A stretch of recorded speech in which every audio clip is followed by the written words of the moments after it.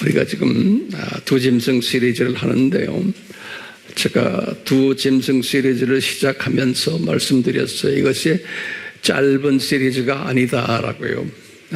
그래서 이제 11번째인데 이제 시작 같아요. 제 느낌에. 그래서 이제 차근차근 하나하나 우리 지금 이 두 짐승과 관계되는 주님의 가르침을 우리가 공부하게 될 거예요. 그 과정 속에서 오늘도 다시 공부를 하는 것 중에 하나가 우리 지난 시간에도 우리 공부했지만 소위 이 가짜 유대인과 진짜 유대인 우리 이 공부를 지금 했잖아요. 그러듯이 오늘은 유대인들이 지금 말하는 시온주의라는 게 있어요. 시온주의도 보면은 진짜 시온주의가 있고 가짜 시온주의가 있어요. 그렇기 때문에 우리가 지금 이번 이 두 짐승 시리즈에서 그동안 우리가 생각했던 소위 시온주의 또는 유대인 하는 것이 우리 지금 아미 강단에서는 그것이 가짜들이었다라는 이야기를 제가 지금 하나하나 지금 풀어나가고 있어요. 그런 과정 속에서 우리 지난번에 유대인이 가짜들이 더 많다라는 것을 기억나시죠? 똑같이 오늘도 이 시온주의가 뭔지를 말씀드리고 그 다음에 이 안에 가짜가 범람하고 있다는 것을 제가 말씀을 드리려고 그래요. 그러면 이제 항상 우리 질문이 있어요. 성경에 보면은 왜 예수님이 가짜를 만드셨나? 이게 우리 질문이에요. 그러면 어디에 예수님이 가짜를 만드신다고 말씀하셨나? 이렇게 우리 또 한번 질문 던져보면요. 예수님께서 우리 항상 감람산 설교에서 하신 말씀이 있어요. 이제 마태복음 24장 4절에서 이제 5절의 말씀에 보면 예수님이 하신 말씀이 가짜 그리스도들도 많이 나오고 이제 본인이 재림하기 전에 이 가짜들이 나와가지고 뭘 하느냐? 너희들을 속이겠다 그랬어요.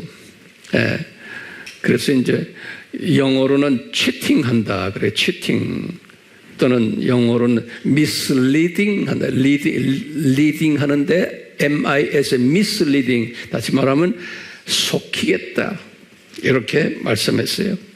이게 이제 예수님의 재림 전에 일어나는 소위 가짜들을 세워가지고 하나님의 자녀들을 속이는 일들을 할 거라는 거예요. 예수님이 말씀하시는 거예요. 그렇기 때문에 수없는 하나님의 자녀들이 속임을 받게 될 거라는 거예요. 그렇기 때문에 너희들 깨어있어라 그러는 거예요.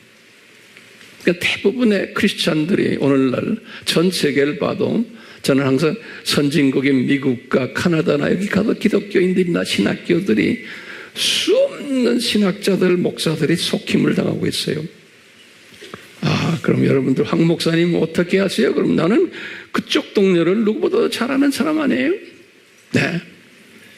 이런 상황 속에서 지금 우리나라도 이제 그런 속임 속에 지금 들어있는 것이 제 눈에 보이기 시작하는 거예요. 자, 그랬어요. 오늘은 좀 구체적으로 그러면 어떤 영역에서 이제 이런 속임들이 일어나는가? 여기 이제 제목이에요. 이제 성경에서 이제 우리에게 가르쳐주는 어떤 영역에서 이런 속임들이 일어나는가? 그럴 때 보면 첫 번째는 예수님의 정체성에 대한 속임들이 그것은 이제 가짜 그리스도를 나타내는 속임이 이런 일들이 예수님이 일어난다고 감람산 설교에서 이야기했어요. 두 번째는 어떤 영역에서 또 속임들이 일어나냐면 우리가 지난 시간에 공부했지만 이 가짜 유대인들을 많이 만들어서 이제 속힘을 주게 하는 거예요. 세 번째 분야는 교회도 이 가짜 교회들이 많이 나타난다는 거예요. 그래서 우리가 이것을 어떻게 하냐? 예수님께서 요한에게 아시아의 7 교회를 이제 말씀하시면서 그 안에 보면 가짜들이 많은 거예요. 교회는 교회인데. 예. 네 번째는 크리스찬들이라고 하지만 가짜 크리스찬들도 많이 일어난다는 거예요. 다시 말하면 내 예수 믿는 사람이지만 가짜 기독교인들이. 5번째는 많지만 제가 마지막 하나만 더 할게요. 왜냐하면 이 시원주의, 오늘 지금 공부하려는 거예요. 시원주의. 이 시원주의 영역에서도 이 가짜 시원주의가 나타날 거라는 거예요. 이렇게 우선 정리를 해봐요. 자, 그러면은 도대체 이 시온주의란 무언가? 여러분들 질문이 분명히 있을 거예요. 이 시온주의란 건 뭐냐? 요거 이제 제가 설명을 해드릴 거예요. 자, 이 시온주의라는 것을 설명받기 전에 질문이 하나가 또 있어요. 시온이라는 게 뭔가? 요건 먼저 우리 정리합시다. 시온이요. 영어로는 자이온 그래요. 다시 말해 Z-I-O-N이요. Z-I-O-N. 근데 그것은 이제 신약에서는 자이온이라고 그러지 않고 신약에서는 시온이라고 그래요. S-I-O-N. 헬라 말로는 S-I-O-N. 자이온은 구약의 히브리 사람들이 쓰는 단어로 자이온, 한국말로는 다 시온이에요. 근데 이제 Z-I-O-N, 그 구약 용어고, S-I-O-N, 이건 신약 용어다. 이렇게 그냥 참고로 알고만 계세요. 예배는 항상 있지만, 그렇게. 자, 그러면 이제 여러분들이 나한테 또 질문 던질 거예요. 황 목사님, 그 시온이란 뜻이 뭡니까? 자, 그러면, 시온이란 뜻은 영어로는 뭐로 되어 있냐면 stronghold라고 그래요. strong 하든 강하다는 소리, strong에다가 H-O-L-D. 그래서 한 단어예요. stronghold 그래요. 그게 뭐냐면 견고한 성. 그러니까 단단한 견고한 성. 그걸 stronghold라 그래요. 그냥 그렇게 견고한 성. 한국말로는요. 영어로도 같이 하세요. stronghold 그래요. 됐어요? 뭐 영어 여러분들 다 하니까 stronghold 그래. 그게 시온이라는 뜻이죠. 견고한 성이다. 이게 뭐냐면 견고한 성이라는 게 뭐예요? 그 성에 들어가면은 안전한 거예요, 그죠? 그래서 이것은 안전한 성이다. 이렇게도 우리가 재해석할 수 있어요. 안전한 성이다. 예. 이 뜻이 시온이다. 그렇게 알고 계십니다. 안전한 성이다. 이제 구약에서는 이런 표현이 내가 이렇게 쭉 카운트해 보니까요. 구약에서 이 시온이라는 표현이 한 150개 정도가 나와요. 네, 150개 정도가 시온이라는 표현이. 근데 그 중에서 시편에서 43회가 나오고 주로 이제 다윗이 많이 사용했어요. 그 다음에 이사야가 또 많이 사용했어요. 45회. 그 다음에 예레미야가 32회. 다시 보면 다윗과 이사야와 예레미야가 주로 사용했던 단어예요. 이 단어가. 예. 다른 분들도 있어요. 요엘이니 미가니 스가리아니 이런 분들도 있지만 많지가 않아요. 그래서 구약엔 몇 번이라고 그랬어요? 약 한 150회 정도가 이 단어가 나타나요. 신약에서는 많지 않아요. 약 7번 정도 이 단어가 나타나요. 제가 이제 구약이나 신약이나 성경 구절들은 칼럼에다 다 적어 드릴게요. 예. 지금 시온이 무슨 뜻이라고 그랬어요?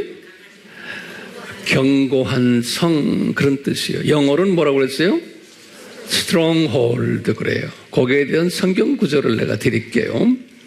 시편 46편 4절, 또 48편 2절 이렇게 적어 놓으시고, 그걸 또 안전한 성이다 그렇게 내가 말씀드렸죠. 그것은 성경 구절에 보면 예레미야 4장 5절과 6절이에요. 이렇게 이제 표현을 했어요. 근데 이 시온이라는 표현이요, 우리가 오늘 공부를 반드시 해야 되는 게, 여러분들 이렇게 성경을 보다 보면 시온이라는 의미가 아주 다양하게 사용하고 있어요. 이 의미가요. 그래서 이제 혼돈하는 거예요. 그래서 그걸 제가 최선을 다해서 우리 여러분들에게 좀 이걸 좀 정리를 좀 해드려야 되겠다 생각해서 지금 우리가 이 공부를 하는 거예요. 한번 정리해 봅시다. 자, 우선요, 구약에서 시온 하면은 그 물리적 개념으로의 시온이 있어요. 물리적 개념이라는 거 알죠? 영적이 아니고 물리적 개념에서의, 구약에서의 시온을 다양하게 표현해요. 첫 번째는 다윗 성을 지칭해서 시온이라 표현해요. 다윗 성을, 영어로는 다윗 성을 The City of David 그래요. The City of David 그래요. 이 단어가 많이 나와요. 제가 영어로 드리는 이유가 있어요. 이제 앞으로 우리가 이제 이 두짐승 시리즈를 하다 보면 이런 표현들이 이제 많이 나오게 돼 있어요. 그러니까 이제 이걸 알고 계셔야 돼요. 첫 번째는 다윗성을 지칭할 때 그래요. 열왕기상 8장 1절 또는 역대하 5장 2절에서 시온을 다윗성이다 그래요. 두 번째는 하나님의 성이다 이렇게도 표현해요. 성경에서 The City of God 그래요. The City of God. 시편 46편 4절과 또 시편 48편 2절에 이렇게 써 있어요. 또 세 번째로는 하나님의 초소다. 하나님이 계신 것이에요. 시편 9장 11절, 또 시편 132편 13절 이렇게 하세요. 그리고 네 번째로는 또요, 이 거룩한 언덕이다 이렇게도 표현한 게 있어요. 시편 2장 6절에, 또는 다섯 번째로 시온산이다 이렇게 시온산. 열왕기하 19장 31절에, 그 다음에 여섯 번째는 또는 이 시온산이 예루살렘이다 이렇게 표현했어요. 이사야 31장 4절, 열왕기하 19장 31절, 그리고 마지막 일곱 번째로, 그러면서 이 시온이 곧 예루살렘이다 그랬어요. 시온산이 예루살렘이다 그러기도 하고, 또는 시온이 예루살렘이다 이렇게도 표현했어요. 이런 표현이 성경에 많아요. 시편 102편 21절, 또는 시편 128편 5절, 이사야서 33장 20절 이런 표현들이 있어요. 그러니까 이게 다 지금 이 시온이라는 표현을 내가 지금 물리적 차원에서 지금 설명하는 거예요. 이런 걸 다 시온이다 이렇게 말해요. 그런데요, 성경에 보면 영적 개념으로 또 시온 또는 시온산을 표현하는 게 있어요. 영적 개념으로 이걸 여러분들 하나하나 지금 자세히 보실 필요가 있어요. 이 영적 개념으로 제가 이제 성경을 쭉 섭렵하다 보니까 한 5가지로 이 영적 개념으로 설명을 해요. 시온 또는 시온산을 영적 개념으로. 첫 번째는 뭐냐면요. 이 예수님이 우리가 이제 공중 재림하시죠? 예수님이 공중 재림하실 때 공중에 예수님이 혼자 내려오시는 게 아니고 예수님의 보좌와 같이 내려오는 거예요. 그리고 많은 성도들과 저희 신부감 후보생들 데리고 또 장로들 또 천군 천사들 예수님이 공중에 내려오잖아요. 그래서 공중에 지금 예수님의 보좌가 있죠. 요거 이제 우리 알죠? 예수님이 공중에 있는 예수님의 보좌를 시온 또는 시온산이라 불러요. 네. 또는 그게 이제 어떤 때는 예루살렘 성전이라고 그래요. 그곳을 제가 이제 성경 구절을 드릴게요. 마태복음 25장 31절, 그 다음에 계시록 15장 5절, 또 데살로니가 전서 4장 14절에서 16절, 또 계시록 14장 3절. 이 모든 성경 구절들 보면 지금 제가 지금 말하는 게 뭐죠? 예수님의 공중 재림하는 그 장소를 뭐라고 이야기해요? 시온 또는 시온산 그런다고요. 그리고 거기에 예수님의 보좌도 있다 그러는 거예요. 연상되세요? 그걸 시온이라 그러는 거예요. 두 번째는 이제 그걸 개념으로 해서요. 이방인 예수님 신부감들이 들림을 받아서 신부감들 들림 받아서 그곳에 올라가서 찬양과 경배 드리는 장소다. 이제 우리가 이제 올라가는 곳이에요. 그것을 또 시온 또는 시온산이라 그러는 거예요. 계시록 7장 9절에서 17절에 그걸 시온산이라고 그러는 거예요. 그 다음에 이제 세 번째 지금 7년 환란 때 두 증인 있죠? 기억나시죠? 두 증인, 첫 번째 증인이 메시아닉 유대인이죠? 7년 환란 때 이 메시아닉 유대인들이 복음 전하고는 나중에 순교했다가 부활해서 올라가서 예수님께 영광 드리는 장소예요. 그것이 시온산이다 그랬어. 계시록 14장 1절에서 5절이에요. 자, 그 다음에 네 번째는 똑같이 7년 환란 때 이방인 순교자들이 이제 죽었다가 부활해서 올라가는 장소예요. 똑같이 메시아 유대인과 똑같이 그것이 계시록 이제 14장 6절에서 7절 또는 계시록 20장 4절이에요.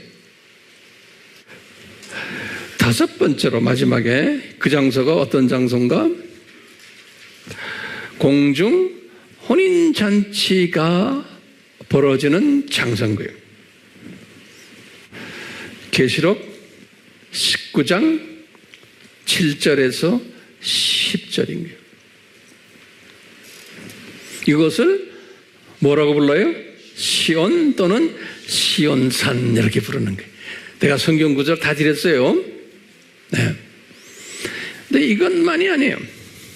이 영적 개념이 지금 첫 번째가 지금 공중을 예수님이 공중 재림하는 그곳을 시온 또는 시온산이라고 그랬잖아요. 근데 이거보다 더 높은 차원에서 이제 우리가 이제 낙원 저 위에요. 더 그거보다 위. 이 낙원을 영원히 우리가 거하는 곳에 이 낙원이 또 시온 또는 시온산으로 표시하는 게 있어요. 성경에 보면. 네. 첫 번째, 그 낙원을 몇 가지로 표시해요. 하나님의 빛을 발하는 장소다. 이렇게 해서요. 시편 50편 2절에 또 두 번째로는 그 낙원에 예수님이 이 낙원 시온에서 만민을 통치하신다. 그래서 이 시온에서 통치하신다. 이때는 이게 낙원을 의미하는 거예요. 시편 99편 1절에서 2절이 시편. 그다음에 이제 세 번째는 예수님께서 이 낙원 시온에서 복을 내리신다 그랬어요. 예, 시편 128편 5절에. 그 다음에 이제 네 번째로 마지막으로 하나님의 자녀들이 이 낙원 시온에서 영원히 살게 된다. 그래서 하나님의 자녀들이 시온에서 영원히 살게 된다. 시편 48편 11절 또는 시편 125편 1절 이렇게 말하고 있어요. 그러니까 이제 제가 지금 말씀드리지만 이 시온이라는 이 시온산이라는 이 표현이 이렇게 다양한 거예요. 물리적 표현이 있고 또 영적 표현이 있다는 거예요. 그러면 우리가 성경을 읽을 때 이렇게 많이 도움을 받아요. 자, 그렇기 때문에 성경에는 하나님의 자녀들을 지칭할 때 시온이라는 단어를 쓰는 게 많아요. 하나님의 자녀들을 지칭을 할 때 어떻게 하는가? 첫 번째, 시온의 딸들이다 이렇게 표현하는 게 시온의 딸들. 그건 여기 하나님의 자녀들 지칭하는 게 성경 구절이에요. 예레미야 6장 2절 또 이사야 3장 16절 17절 또 이사야 37장 22절 이렇게요. 이 시온의 딸들이라는 표현이에요. 이런 말 들었죠? 시온의 딸들아 그런 말 들었죠? 예. 두 번째는 시온의 처녀 딸들아 이런 표현도 있어요. 시온의 처녀 딸들아 열왕기하 19장 21절에. 그 다음에 이제 세 번째는 또는 시온의 자녀들아 이렇게도 표현해. 시온의 자녀들아 시편 149편 2절에 시편 149장 2절에. 그 다음에 네 번째는 또요 마지막에요 예루살렘의 딸들아 이렇게도 표현했어. 예루살렘을 아까 시온이라고 그랬잖아요. 그래서 예루살렘의 딸들아 열왕기하 19장 21절 또 이사야 37장 22절이에요. 자, 그러면요 이제 질문 한번 던져봅시다. 그러면 황 목사님, 그럼 시온이란 건 이런 거 알았는데 그러면 시온 주인은 뭡니까? 그런 거예요. 예. 이 다른 이야기예요. 시온주의는 시오니즘, 자이오니즘 그래요. 자이오니즘 또는 시오니즘, 시온주의. 이 시온주의란 뭡니까? 이런 표현을 쓰거든요. 오늘은 이걸 조금 가지고 조금 내가 좀 공부를 좀 하려고 그래요. 이 시온주의란 건 뭐냐면요. 우리 하나님의 자녀들이 이 세상에 나그네였는데, 다시 말하면 우리는 디아스포라였는데, 고향으로 귀환이에요. 고향으로 귀환하는 것. 그것을 시온주의라 그런다고. 다시 말하면 내 본향으로 귀환하는 거예요. 그런데 내 본향이 어떤 것인가? 안전한 것이, 거기 이제 가면 이제 안전해. 이때까지는 불안전하게 살았는데, 견고한 성으로 귀환하는 것이 시온주의인 거예요. 그건 나그네로 있다가 또는 적들의 공격을 받아가면서 살다가 이제는 어디로 가요? 적들의 공격이 없는 안전한 곳으로 내 본향으로 귀환한다라는 개념이 시온주의라는 개념이에요. 시온주의. 예. 자, 이 시온주의 개념을 이 가짜 유대인들이 사용하고 있고요. 또 진짜 유대인들도 사용하고 있는 거예요. 오늘 이 부분을 간단하게 제가 이제 설명해 드리려고 그래요. 이제 이 유대인들이란 건 뭐예요? 우리에게 이 창조 목적 학교에서 우리를 위한 뭐라고 그랬어요? 조교 그룹들이다. 우리 이렇게 공부했잖아요. 이분들의. 그렇기 때문에요. 자, 이제 지금 보면요. 제목을 그렇게 좀 적어보세요. 진짜 시온주의란 뭘까? 성경적 진짜 시온주의란. 그러면요. 가짜는 나중에 내가 간단하게 설명할게요. 가짜에 대해서 이제 딱 우리가 다음 시간 계속 이제 공부할 거예요. 자, 진짜 시온주의란 거는 뭘까요? 진짜 시온주의는 지금 우리가 지금 이스라엘 가족 이야기하는 겁니다. 이스라엘 가족이 진짜 이스라엘이에요. 진짜 이스라엘이 5대 저주를 받았잖아요. 그게 뭐죠? 5대 저주? 첫 번째 5대 저주, 우리가 5대 저주를 받았어요. 첫 번째 나라 파괴, 그 다음 두 번째 성전, 세 번째 나그네 디아스포라, 네 번째는 눈감김, 다섯 번째는 반유대주의.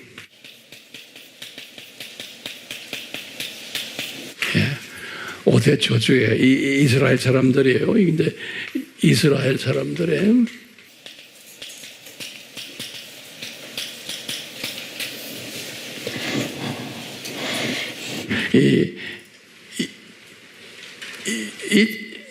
이 개념을 가지고 우리가 이야기할 때 시온주의가 뭘까요? 이 시온주의는 우리가 성경적 의미예요. 요 5가지 저주가 뭐로 변하는 거, 뭐를 회복하는 거예요? 복으로 회복되는 되기가 이게 시온주의인 거예요. 이 성경적 시온주의는요, 지금 이방인 가족이 이야기하는 거 아니에요. 예. 유대인이 언제 이 5가지가 복으로 회복될까요? 그러면 이제 그거 이제 우리 좀 이따가 공부하겠지만요. 왜 유대인이 죽어요? 왜 죽어요? 5가지로? 그럼 뭐라고 대답해야 돼? 이 대답이 정확해야 돼. 이 대답이 뭐예요? 왜 죽어야 돼요? 예정된, 요 개념, 예정된 이방인들이 구원 받게 하기 위해.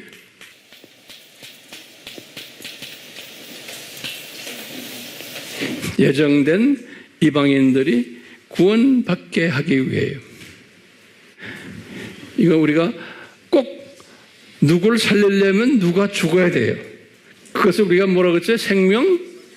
예, 다시 적어요. 생명 살리는 원칙임.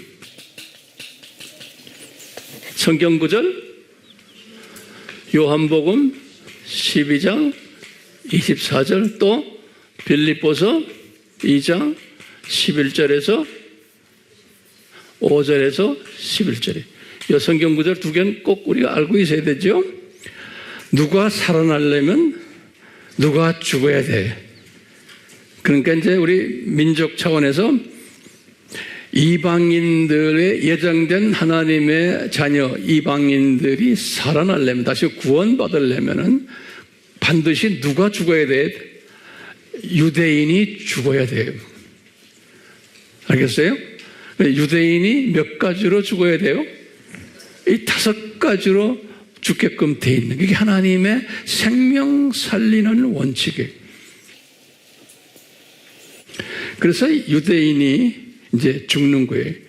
근데 이 유대인이 지금 5가지로 죽었는데 이 유대인이 5가지로 살아나야 되잖아요. 다시 복을 회복해야 되죠. 이 저주가 복으로 이제 그 살아나는 5 분야에서 살아나는 것을 뭐라고 말해? 이게 시온주의다 그러는 거예요. 이게 이걸 시온주의다 이렇게 이제 표현. 다시 말하면 이제는 내 본향 처음 받았던 복으로 귀환한다 이런 소리. 처음 받았던 복으로 귀환한다. 그게 시온주의인 거예요. 그러니까 우리 아까 봤지만 시온의 개념이 공중저기도 시온이고 또 낙원도 시온이죠. 그러니까 궁극적으로 하나님의 자녀들이 이방인이나 또는 유대인이 다 어딜 가야 돼? 낙원으로 가는 게 그게 시온주의인 거예요. 본 고향으로 이제 가는 거예요. 이 개념 찾기를 바라요. 자, 이 개념을 가지고 제가요, 이제 어떻게 이 유대인들이 5대 저주가 복으로 귀환되는가 그 과정을 잠깐 우리가 도표로 좀 보려고 그래요. 근데 여러분 다 아는 거지만 우리 교인들이기 때문에 내가 이 도표를 그릴 수가 있어요. 이 화면으로 공부하는 분들 중에 그냥 금방 이거 훈련 안 되면 이 도표가 어려워요. 자, 그래서 옆으로 노트를 벌리세요. 이제 제가 칠판을 사용할 거예요. 아, 됐어요? 이제 그렇게 준비하세요.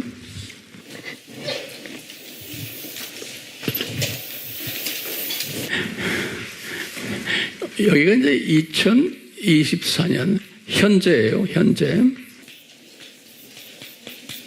25년이네. 세상 돌아가는 것도 모르겠어요. 제가 현재인데 우리가 이제 예수님이 언제 올지 모르지만 지금 예수님의 이제 여기 지금 여기 우리가 말할 여기 공중 재림이에요. 공중 재림. 성경 구절은 제가 안 드릴게요. 여러분들은 그냥 참고로 하세요. 공중 재림. 그 다음에 여기가 뭐죠? 들림. 지금 이스라엘 사람들이 회복을 받기 위해서 공중 재림 전에 예수님이 어떻게 하셨냐면 언젠지는 모르지만 첫째 여기에 무슨 일이 일어나면 제3성전이 지어져야 돼요. 요 공중재림전에 성경 구절은 우리 알다시피 마태복음 24장 15절이 대표적인 거예요.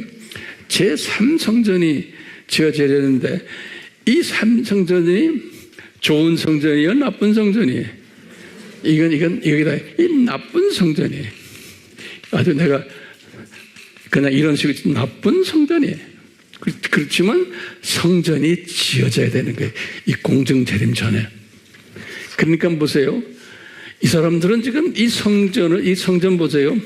이게 저주인데 지금 이게 없어졌잖아요. 저주받아. 그래서 복으로 가려고 그러는데 이 성전이 그래서 성전을 예수님의 디자인이에요.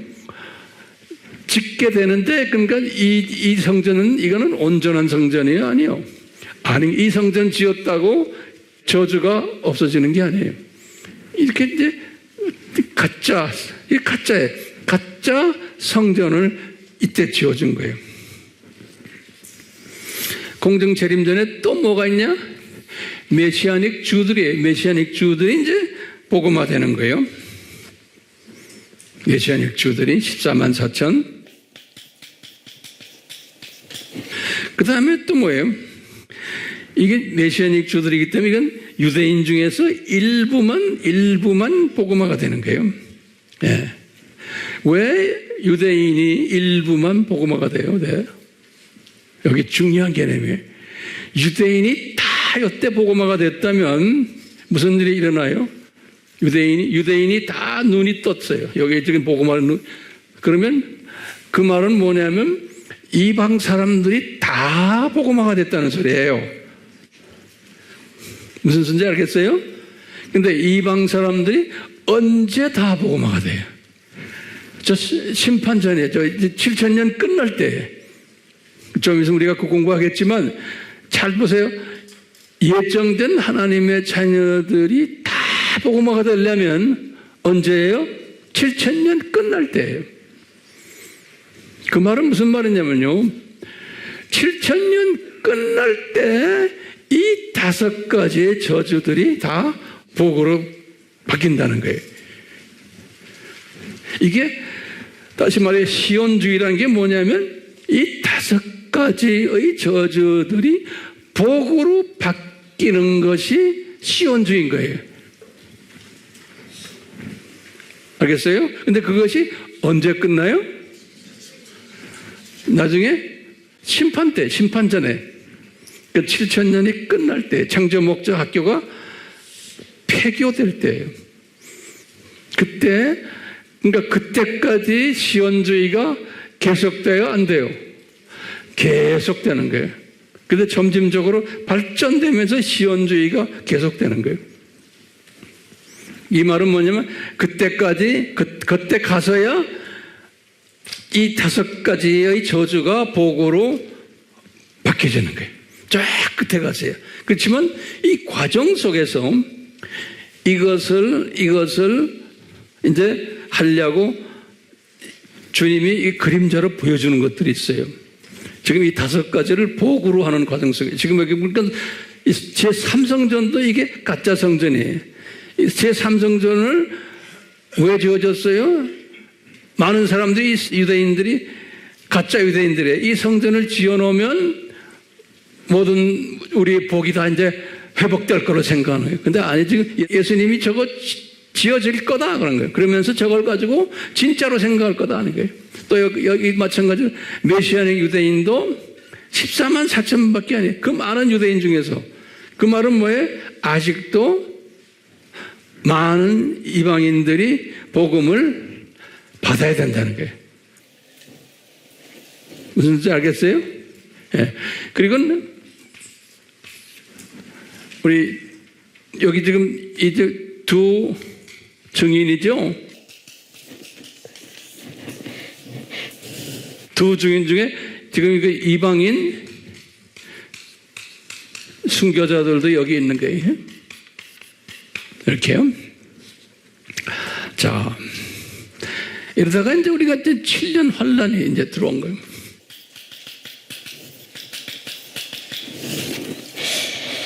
자, 자, 보시면 이 7년 환란 때 어떤 일이 일어나요? 7년 환란 때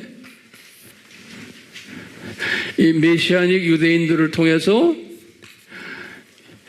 유대인들이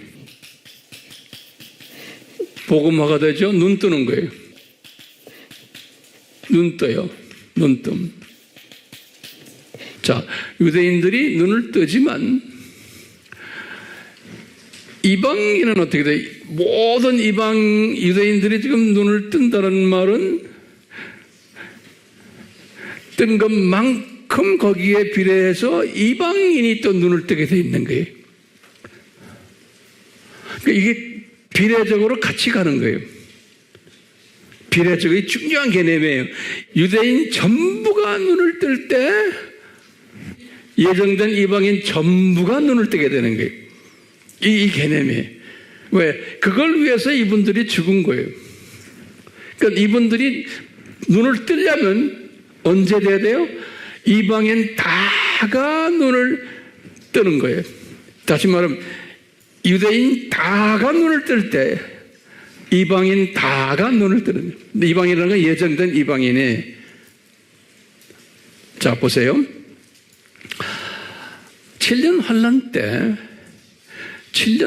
때 무슨 일이 일어나요? 7년 환란 때 지금 요 분들 있죠? 이방인 순교자 그룹들. 요 분들에 의해서 이방인 일부가 눈 뜨는 거예요, 또요. 이방인 일부가 7년 환란 때. 자, 그때 보면요, 7년 환란도 여기 보면 전 3년 반이었어요. 전 3년 반.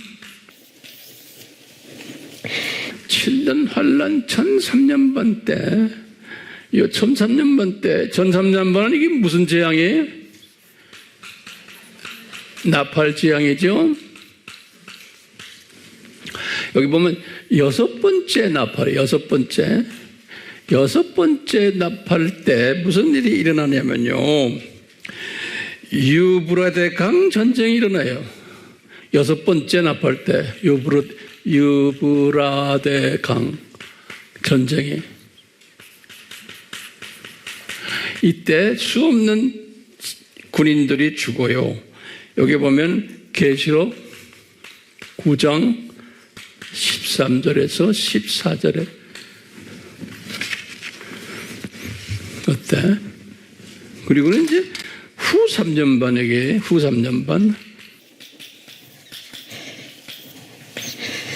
후 3년 반 때 또 똑같이 이것은 무슨 재앙이죠? 후 3년 반은 대접 재앙이죠. 대접 재앙 때 여기가 똑같이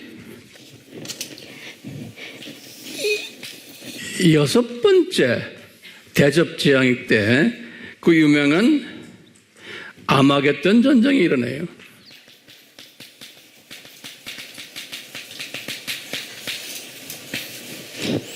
계시록 16장 12절에서 16절. 자, 그 말은 뭐냐면 지금 이 지금 7년 환란 때, 이 7년 동안에 여기 성경에 보면은 많은 유대인들도 눈을 뜨게 되고 또 많은 예정된 이방인들도 눈을 뜨게 돼요. 이 7년 환란 때. 이 7년 환란 때 그러면서 보면 이 7년 환란 저까지 보면 뭐가 지금 복으로 지금 가고 있어요. 눈 감김이 완전히는 안 했지만 눈 감김이 조금씩 해결이 되는 거예요. 유대인이 눈을 뜨게 되고 그 다음에 이방인들도 점점 숫자가 이제 늘어나고 있고. 네. 근데 아직도 그러면서 이제 이 디아스포라 문제도 이게 해결이 안 되고, 성전도 가짜 성전이 지어졌고, 이 나라도 지금 우리가 지금 말하는 유대 나라 지금 만든 거 있죠? 그것도 다 내가 볼 땐 다 가짜들이에요. 거기에 대한 자세한 얘기는 또 할 거예요. 자, 이렇게 하다가 이게 천년왕국이죠?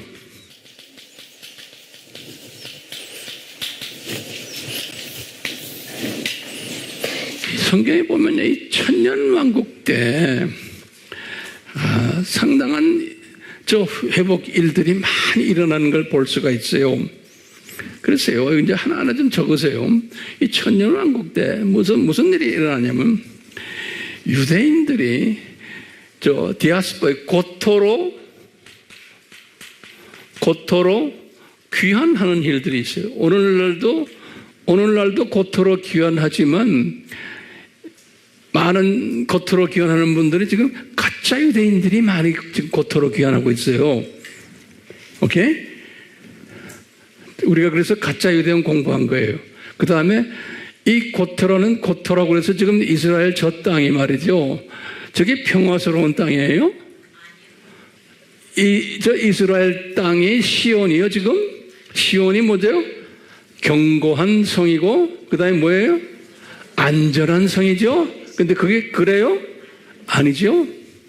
그리고 그 안에 기독교인이 많아요? 없어요. 거의 없어요. 그 안에 지금 있는 유대인들이 그분들 종교가 뭔지 아세요? 거기에 지도자들이고 뭐고 거기 국회의원들이고 유대교 아니에요. 그 사람들은 다 무신론자들이에요. 유대교 아니에요. 무신론자들이에요. 그 다음에 전 세계에 지금 거기 텔아비브니 이런 데는 동성애자들이 그냥 줄줄줄줄 그냥 꽉 차 있어요. 예. 범죄 나라예요, 범죄 나라. 그렇기 때문에 그게 지금 우리가 볼 때는 그것이 지금 시온으로 생각하지만 그게 다 가짜 시온인 거예요, 모두 다. 견고한 시온이 뭐였어요? 견고한 성이에요. 그렇죠? 그 다음에 안전한 것이에요. 네. 자, 그래서 이제 천년왕국 때 이 시온이 많이 저 저주들이 이게 회복되는 걸 우리가 볼 수 있어요. 천년왕국 때 첫째, 이 고토로 진짜 유대인들이 지금 이야기하는 거예요. 진짜 유대인들이 고토로 귀환하는 이야기들이죠. 성경 구절 드릴게요. 에스겔이 다 본 거예요. 환상에 36, 24절에서 25절 또는 28절, 또 에스겔 37장 12절에서 14절. 제가 성경을 이렇게 이제 소위 묵상하며 내가 하면서 이런 걸 이제 성령님이 저에게 깨닫게 하는 거예요. 그 다음에 뭐냐면 이때 이스라엘 사람들에게 이게 이제 진짜 유대인들이에요. 진짜 유대인들에게 뭐냐면 새 영, 뉴 스피릿이에요. 새 영을 줘요.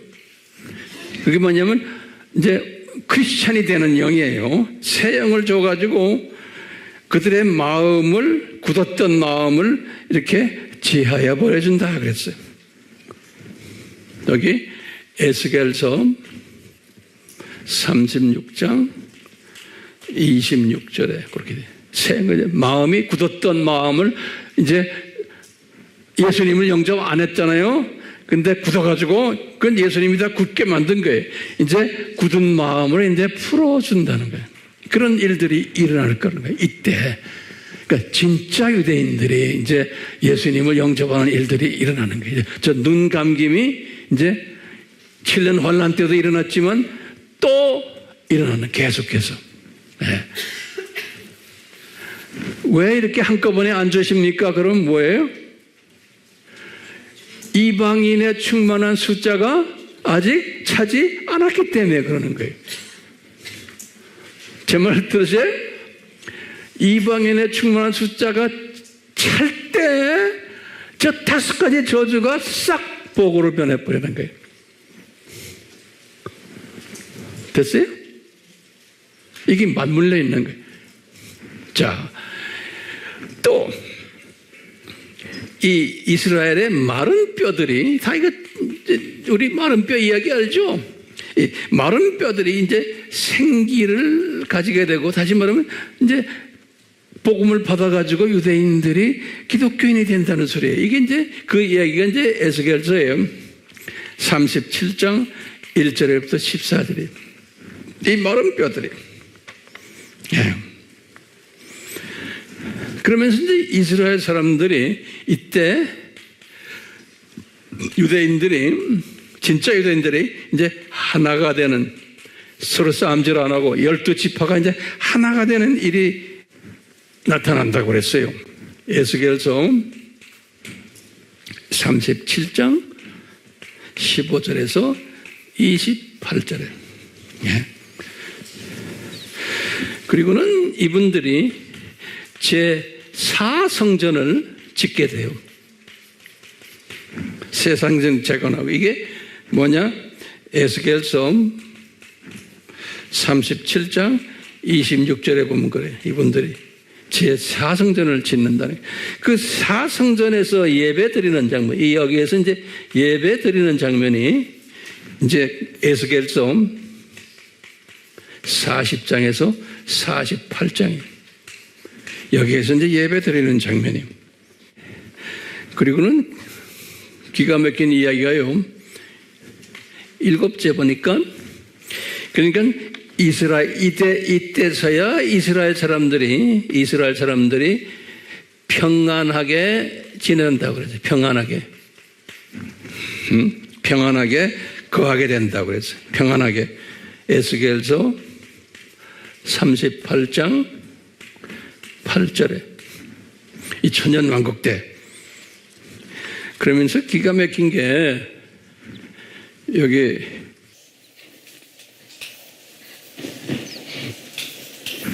이스라엘 사람들이, 이렇게 이스라엘이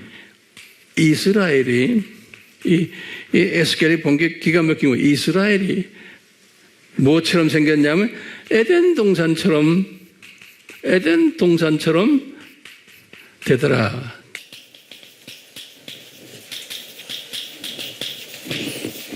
에스겔서 36장 35절에 보면 그래. 이스라엘이 이제 에덴 동산처럼, 우리가 아담 타락 전에 에덴 동산 있죠? 예? 그 아담 타락 전 에덴 동산은 아니지만 그 비슷한 에덴 동산처럼 되더라. 지금은 이스라엘이 그렇지 않잖아요. 예. 이제 그렇게 되더라는 거예요. 이 말은 이렇게 지금 이스라엘을 지금 이렇게 회복하는 게 무엇 때문에 회복시켜주는 거예요? 이방인의 숫자가 차가고 있다는 것을 보여주기 위해서 이 회복시켜주는 거예요. 그러니까 이 회복이 이방인들의 숫자와 맞물려 있는 거예요. 그러니까 이스라엘의 예정된 이방인 숫자가 찰 때 저 5가지 저주가 복으로 회복이 되는 거예요. 제가 강조해요. 그 사상을 갖고 있어야 돼요. 그렇기 때문에 우리가 왜 이방 선교를 합니까? 알겠죠? 이방 선교하는 것은 지금 이방인 숫자를 채우는 일에 우리가 지금 아주 물리적으로 우리가 지금 하고 있는 거예요. 그 말은 뭐예요? 우리가 함으로써 유대인들도 점점점 눈을 뜨는 사람들이 지금 저 회복되는 일들이 동시에 같이 일어나는, 그게 하나님의 오늘날 우리를 향한 뜻인 거예요. 네. 이 선교라는 게 이게 보통 이게 중요한 게 아니에요. 특히 이방인 선교, 특히 미전도 족속을 향한 선교예요. 가장 어려운 지역이 지금 NK와 지금 일본이에요. 제가 다니는 다른 나라들은 괜찮아요. 거기는 그렇게 어렵지 않아요. 가장 어려운 것이 NK와 일본. 우리가 거기에 지금 집중하고 있잖아요. 왜? 우리가 안 하면 분명히 예수님께서는 딴 분들을 통해서 하세요. 왜냐하면 이 타임 스케줄은 가야 돼요. 이게 가야 되는 거예요. 그러니까 우리가 정말 주님의 은혜로 이 대열에 지금 끼어있다는 이 자체가 이게 복인 거예요. 자, 그러면서 여기 보니까 이 에스겔에게 보면 이 천년왕국 때 무슨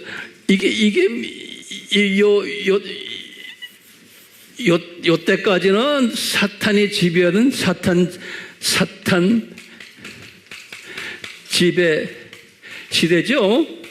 그래서 대통령이고 왕이고 다 그 친구들이죠. 예수님의 지상 어디 갔어? 미안해. 예수님의 지상재림이 어디요? 공중재림 이거 안에 여기가 공중재림 7년 환란 끝난 다음에 지상재림이죠. 나도 지금 얼떨떨해요. 여태까지는 그러니까 지금 우리나라 대통령도 누가 되든 아무개가 되든 우리 보기에는 비교가 되지만 예수님이 볼 때는 그놈인 거예요. 알겠어요? 그러니까 거기에 희비애락 하시면 안 돼. 네. 미안합니다. 그놈에서. 네. 자, 보세요. 여기가 이제 혼인잔치죠. 혼인잔치 끝나고 어떻게 됩니까? 이 천년왕국은 누가 지배하는 거예요? 이거는 크리스천 지배 시대죠. 우리 공부 많이 했잖아요. 크리스천 지배 왕들도 다.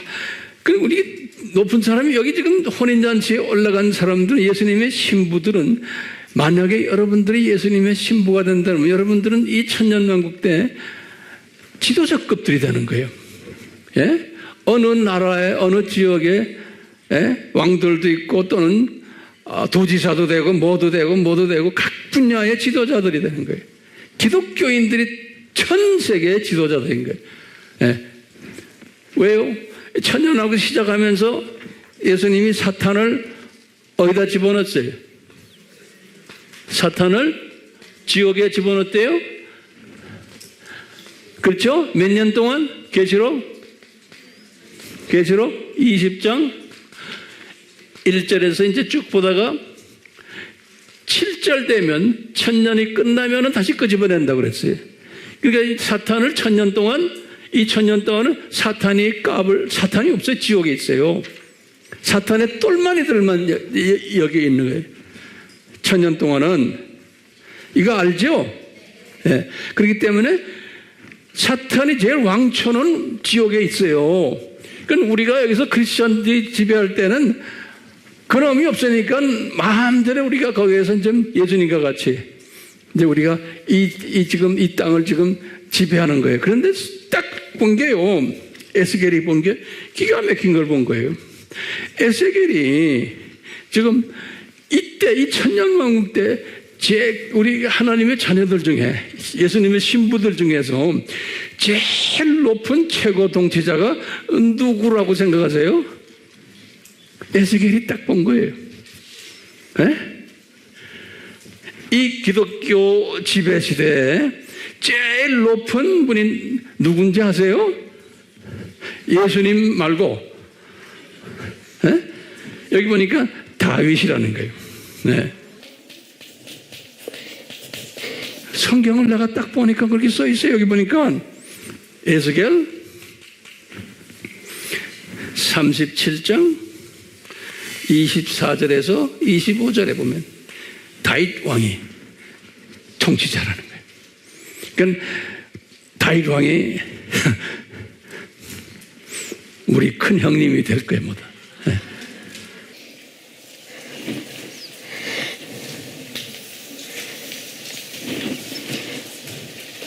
자, 여기까지 됐죠? 그래가지고요, 여기다 앉았을 때, 그러면서 성경에 보니까, 마지막 추수가 일어나요. 마지막 추수라는 거 알죠? 이 마지막 추수는 뭐예요? 첫 번째, 유대인 마지막 추수하고요. 그 다음에 이방인 마지막 추수라는 거예요. 이게 끝내야 되잖아요. 유대인도 마지막 추수 끝내야 되고 동시에 이방인도 마지막 끝내야 되는 거예요. 이 마지막 추수를 어떻게 하는가? 제가 이 성경을 쭉 보니까요, 여기 곡과 마곡 전쟁으로 이 마지막 추수를 한다고 기록되어 있는 거예요. 곡과 마곡 전쟁에 여기에 대한 자세한 것은 내가 언제 설명하겠지만 성경 구절을 딱 보니까 에스겔서 38장 39장에 자세하게 거기에 대한 기록이 있어요. 그런데 이것을 똑같이 여기에 계시록 20장 8절과 9절에 똑같은 이야기가 또 나와요. 그러니까 이게 에스겔서 38장 39장 곡과 마곡 이야기가 나중에 이 마지막 추수 때의 이 이야기로 저는 보고 있는 거예요. 이렇게 해갖고 이제 이 전쟁을 통해서 마지막 다 거둬내는 거예요. 이방인이고. 그러니까 이때 되면 뭐가 회복이 돼요? 유대인 지금 5가지 저주가 이제 복으로 이제 회복되는 거예요. 이때. 그리고는 뭐가 있어요? 그리고는 이제 심판이 있죠. 이 사탄을 끄집어내다가 불못에 던지죠. 여기 이제 계시록 20장 10절에 그리고는 백보자 심판이 있죠. 여기 지금 20장 11절에서 12절에 사탄의 자녀들, 그래가지고 사탄의 자녀들을 이제 불못에 던지는 거예요. 계시록 20장 13절에서 15절에. 그리고 무슨 일이 있나요? 예수님께서 아버지에게 이 학교를 바치는 거죠. 성경 구절에 어디 나와요? 고린도 전서 15장 24절에 이 말하면 이 학교가 폐교된 거예요. 폐교. 7,000년 이 학교가. 이 학교가 이제 폐교가 된 거예요. 그러니까 진정한 시온주의가 뭘까요? 우리가 지금 말하는 진정한 시온주의는 이 5가지의 저주가 복으로 회복된 거예요. 그래가지고 그럼으로써 시온주의라는 건 안전한 곳으로 경건한 성으로 회복되는 거죠. 그래서 이제 하나님의 자녀들 유대인과 모든 이방인이 이 견고한 성이에요. 새 하늘과 새 땅이 새 하늘과 새 땅으로 이제 옮겨가는 거예요. 그게 진정한 의미의 시온주의인 거예요. 시온주의. 옮겨간 거예요. 그래 여기에 됐어요? 진짜 시온주의가 뭔지 감을 잡으셨나요? 예. 예. 조금 어려웠는데 잘 선생님이 좋아서 그런가 안 그러면 학생이 좋은지 난 잘 모르겠어요. 학생도 좋고 선생님도 좋고 예. 우리 화면으로 공부하는 분들 모르겠어요. 예. 그렇기 때문에 우리가 아바 공부를 해야 돼요. 자, 마지막 결론 한 번에. 그러면 가짜 시온주의가 뭘까요? 가짜 시온주의는 이 시온주의라는 단어를 가지고 뭐합니까? 지금 가짜 유대인들은 가짜 시온주의를 어떻게 해요? 자기네들이 이스라엘 땅을, 가나안 땅을 회복해가지고 그걸 통해서 이제는 전 세계를 지배하려고 하는, 그러므로써 어떻게 이 세상을 소위 신세계 질서로 만들려고 하는 것. 다시 말하면 이 세상을 자기네가 통치하는 이 세상으로 만들려고 하는 그 사상이 이 가짜 유대인들이 가지고 있는 무슨 사상이에요? 시온주의 사상인 거예요. 그러니까 성경에서 말하는 시온주의란 단어를 가져다가 이런 식으로 만들어 놓은 거예요. 거기에 우리가 지금 많이 빠져가지고 이스라엘 우리가 이스라엘의 사람들을 고토로 보내면 예수님이 오십니다. 그래서 이스라엘 사람들을 그렇게 우리 이스라엘 복음화 합시다. 이스라엘이 복음화가 됩니까? 안 돼요. 지금 여러분들 눈으로 보잖아요. 이스라엘에 거기에 가짜 유대인들이 지금 기독교인들 좀 있죠. 진짜 유대인들은 아직도 숨겨 있어요. 언제까지요? 지금 이 천년왕이 진짜 유대인들이 7년 환란 때에 또 이런 아픔이 있죠. 두 아픔이 있어요. 여기 보면 전쟁이, 큰 전쟁이 두 번, 유브라데간 전쟁이 6번째 나팔 때. 그 다음에 여기 지금 아마게돈 전쟁 6번째 대접 때. 이때 이방인들도 많이 회개하고 또 진짜 유대인들도 많이 회개하지만 아직도 남아있는 거예요. 왜요? 왜 남겨놨어요?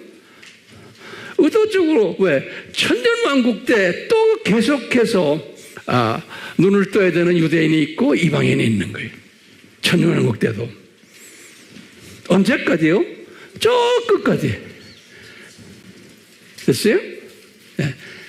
그러니까 진정한 뭐가? 시온주의는 이때 끝나는 거예요. 그러니까 지금 이 창조 목적 학교의 7,000년이 이제는 폐교가 될 때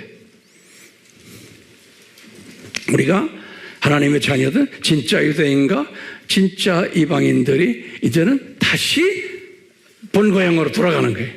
그렇죠? 그것을 뭐라고 그래요? 시온주의다. 본고향, 안전한 곳으로 돌아간다. 이렇게 보시면 돼. 그러면 우리가 이제 한 질문에 여러분들 대답해 주세요. 그럼 왜 이 7,000년 동안 특히 예수님의 재림이 가까운 이때 왜 이렇게 가짜들을 많이 세워가지고 가짜 유대인, 가짜 시온주의 우리를 혼돈시키나요? 그러면 뭐라고 그러대? 진짜 유대인과 진짜 시온주의에 대해서 공부하라고. 또 예수님이 이 시대에 가짜 그리스도들을 많이 내놓는다고 했잖아요. 종교타원주의예요. 그러니까 진짜 예수님 공부를 제대로 하라는 거예요. 7대 신학과 5대 신비를. 그러니까 이렇게 하라고 모든 것을 우리에게 이렇게 보여주시니까 안 할 수 없죠. 그러면서 예수님이 항상 말하잖아요. 제가 칼럼에서도 항상 쓰잖아요. 그렇기 때문에 이 가짜들이 까불고 너희들을 괴롭힐 때고 모든 사람을 혼돈시킬 때마다 내가 가까이 온 줄 알아라. 그러기 때문에 잘 견디라. 견디라는 말은 이 가짜들이 너희들 혼돈스럽게 만든다. 그러니까 견뎌야 돼. 견디려면 알아야 돼요. 그냥 견딜 수가 없어요. 생머리는 안 돼요. 알아야 돼요. 그럼 견뎌야 되고. 그래서 너만 깨어있는 게 아니고 주변을 깨워라. 너만 준비하는 게 아니고 주변을 준비시켜라. 그러니까 돌아다니면서 외쳐라는 거예요. 그래서 우리가 지금 외치고 있잖아요. 아바 공부도 열심히 지금 외치셔야 되고 남이 듣든 안 듣든 우리가 NK, 우리가 1번 여기에 집중하게 우리가 해야 되는 거예요. 이때까지 많이 하고 있지만 아직 참여 안 하는 분들은 참여하셔야 돼요. 안 해도 할 수 없어요. 들림받고 주님 앞에 인정받으려면 하셔야 됩니다.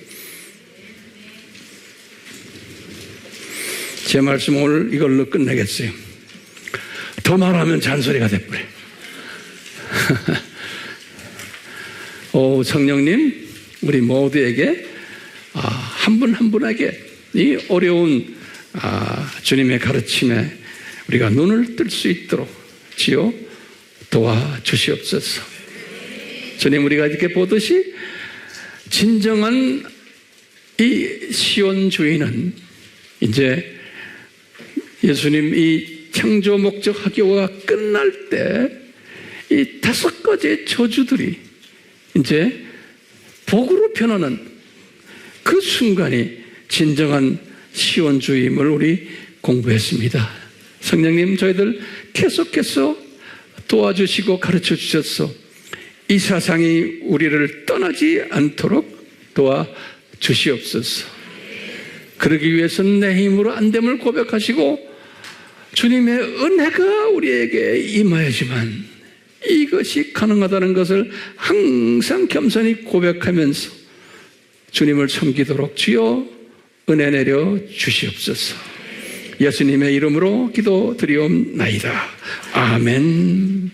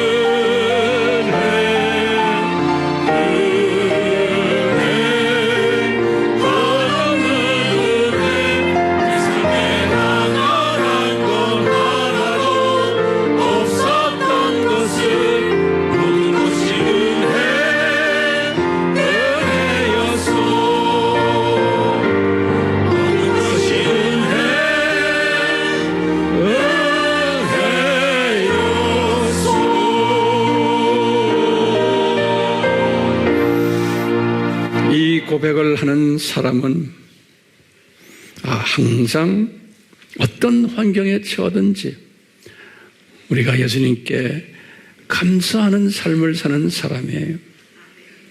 그렇기 때문에 이 은혜를 깊이 깨달은 분은 내가 이런 사람임에도 불구하고 항상 불구하고요.